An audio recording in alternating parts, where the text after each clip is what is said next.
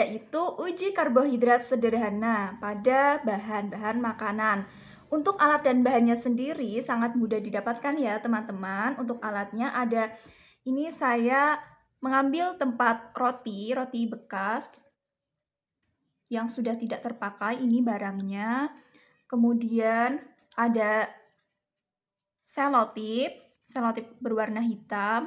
Kemudian ada label untuk memberikan identitas pada masing-masing makanannya.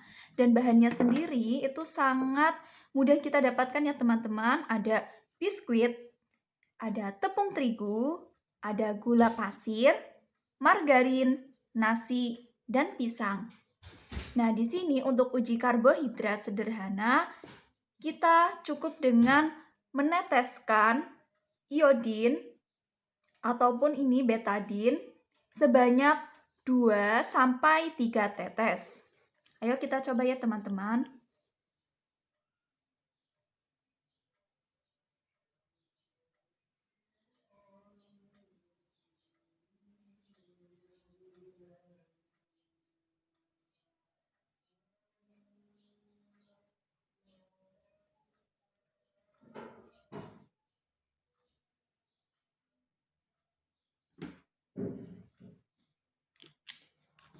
Nah, di sini sudah terlihat ya teman-teman bahwa bahan makanan yang berubah warna menjadi kehitaman itu berarti menandakan bahwa makanan tersebut mengandung karbohidrat.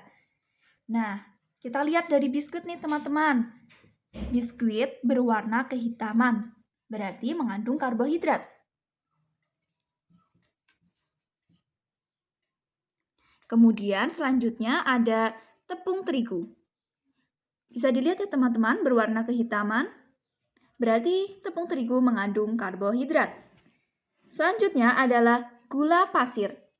Gula pasir berwarna coklat teman-teman, berarti tidak mengandung karbohidrat ya. Selanjutnya adalah margarin. Margarin berwarna coklat ya teman-teman, berarti tidak mengandung karbohidrat. Ini bisa dilihat teman-teman nih, berwarna coklat. Kemudian nasi. Nasi berwarna hitam ya teman-teman, berarti mengandung karbohidrat. Dan selanjutnya adalah pisang. Pisang warnanya coklat ya teman-teman, berarti tidak mengandung karbohidrat. Nah, jadi dapat kita simpulkan bahwa bahan makanan yang mengandung karbohidrat yaitu ada biskuit, kemudian tepung terigu, dan nasi. Bahan kedua ada uji protein.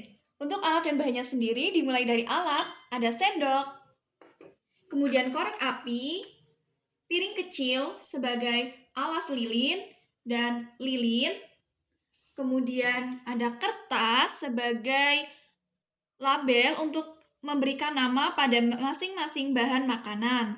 Untuk bahannya sendiri ada bulu ayam, kemudian tepung terigu, gula pasir, kangkung, tempe, dan daging ayam.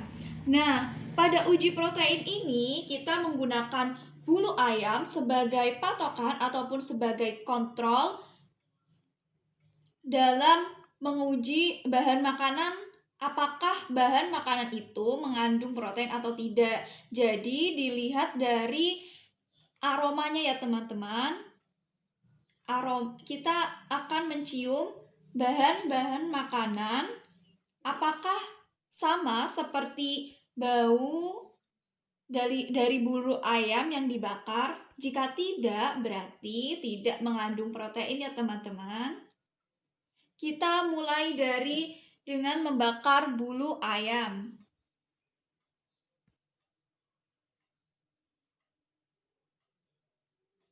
Kita sudah mengetahui baunya, kemudian kita membakar tepung terigu.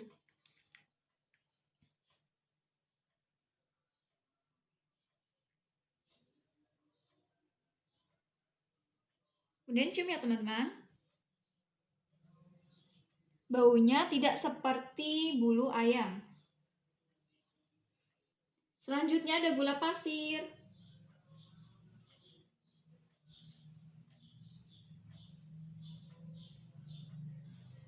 Baunya tidak seperti bulu ayam ya teman-teman. Selanjutnya ada kangkung.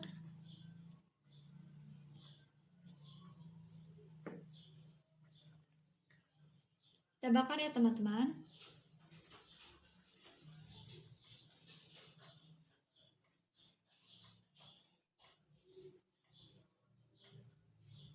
Baunya seperti bulu ayam. Selanjutnya tempe.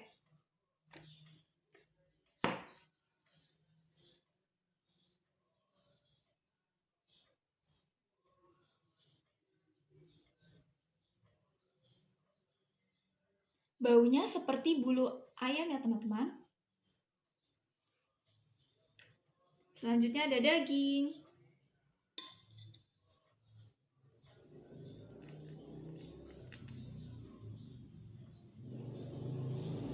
Baunya seperti bulu ayam ya teman-teman.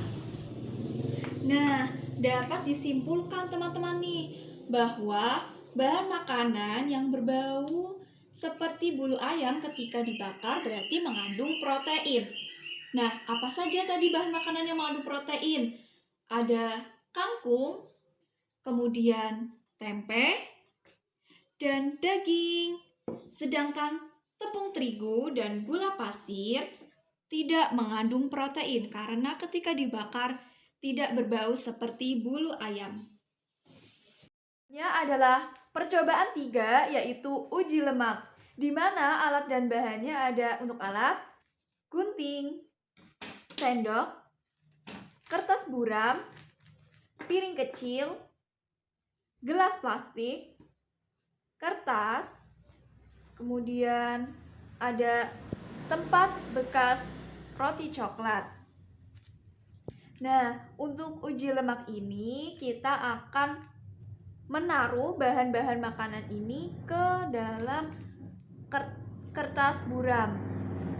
Nah, kita mulai ya teman-teman. Yang pertama yaitu margarin.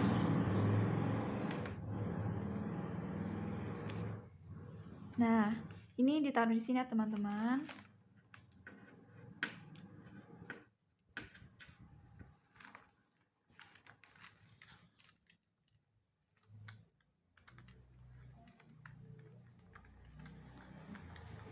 Dioleskan.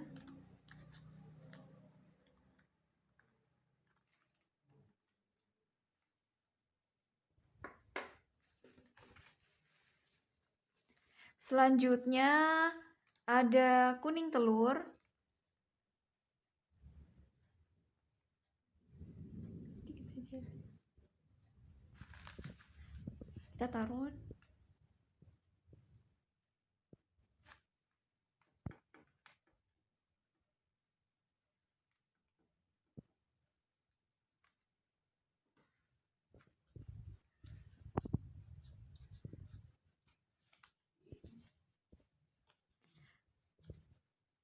Selanjutnya ada putih telur.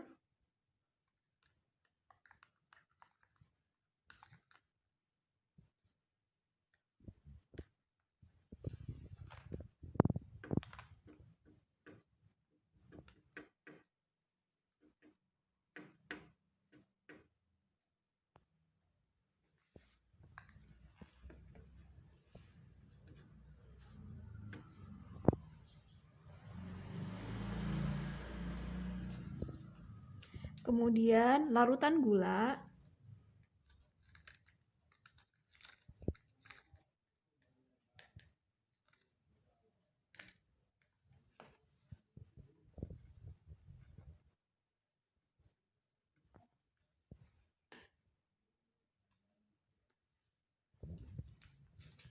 Selanjutnya ada kecap.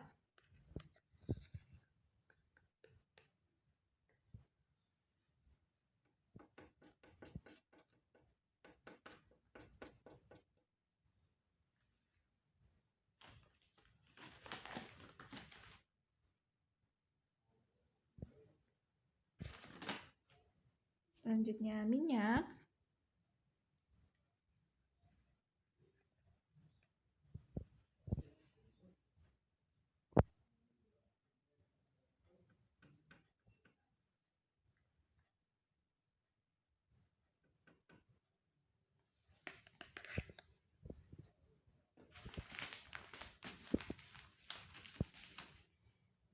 Selanjutnya nasi. Sebelumnya nasinya kita haluskan dulu ya teman-teman.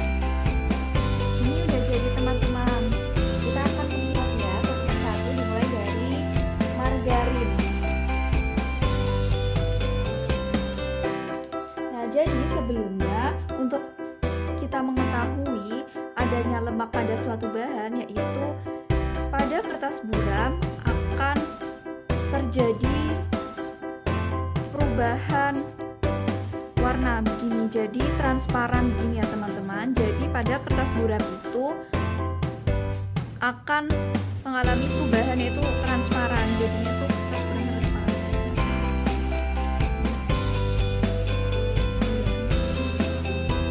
Berarti menandakan bahwa margarin itu mengandung lemak. Kemudian kecap.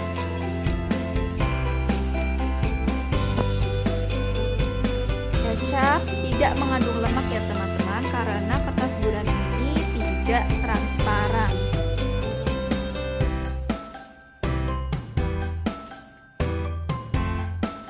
Selanjutnya adalah larutan gula. Dapat dilihat nih teman-teman, larutan gula tidak mengandung lemak karena kertas buram ini bereaksi dengan larutan gula tidak transparan. Selanjutnya minyak goreng. Nah, minyak ini sangat kelihatan sekali ya teman-teman. Kertasnya terlihat sangat transparan, berarti menandakan bahwa minyak ini mengandung lemak.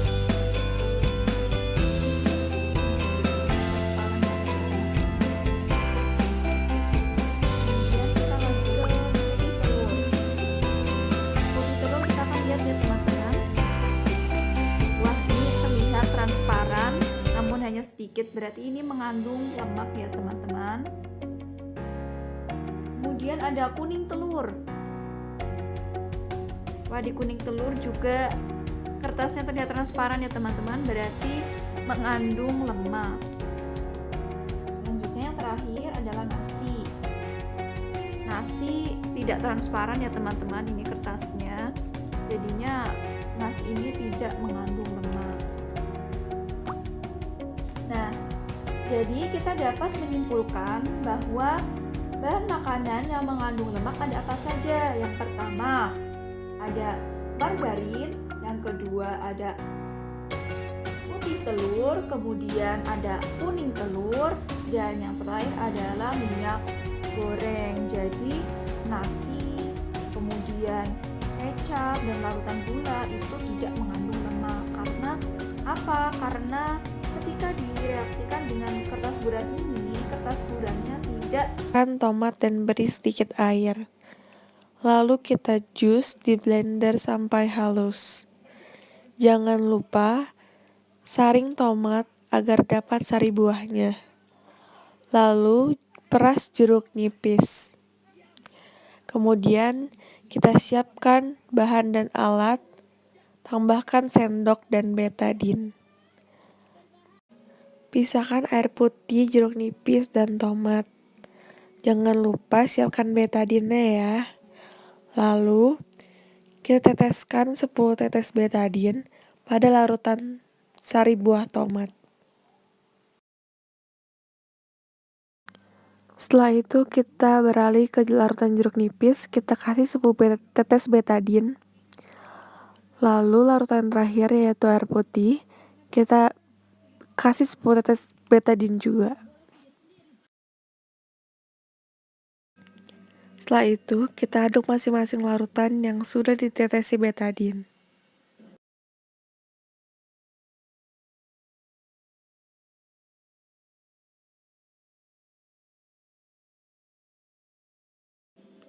Setelah mengaduk semua larutan, kita bisa lihat perbandingan warna setelah ditetesi betadine. Kita lihat perubahan warna yang terjadi.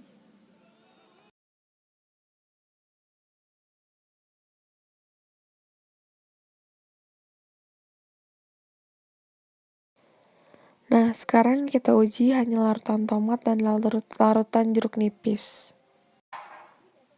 Kita teteskan 20 tetes larutan betadine ke dalam larutan tomat. Kenapa 20 tetes? Agar terjadi perubahan yang bisa kita bandingkan. Lalu teteskan 20 tetes betadine ke dalam larutan jeruk nipis.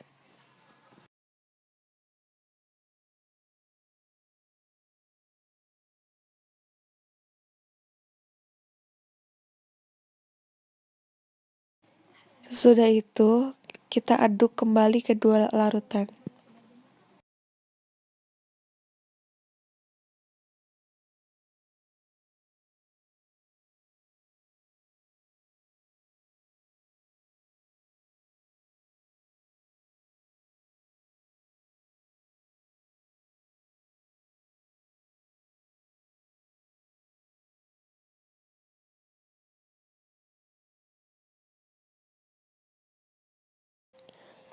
Amati perubahan warna yang terjadi pada kedua larutan. Yang pertama, kita bisa lihat larutan tomat warnanya sedikit berubah menjadi merah kecoklatan. Sedangkan larutan jeruk nipis warnanya sama sekali tidak berubah, walaupun sudah ditetesi oleh betadine. Sedangkan larutan air putih warnanya berubah karena larutan air putih tidak mengandung vitamin C.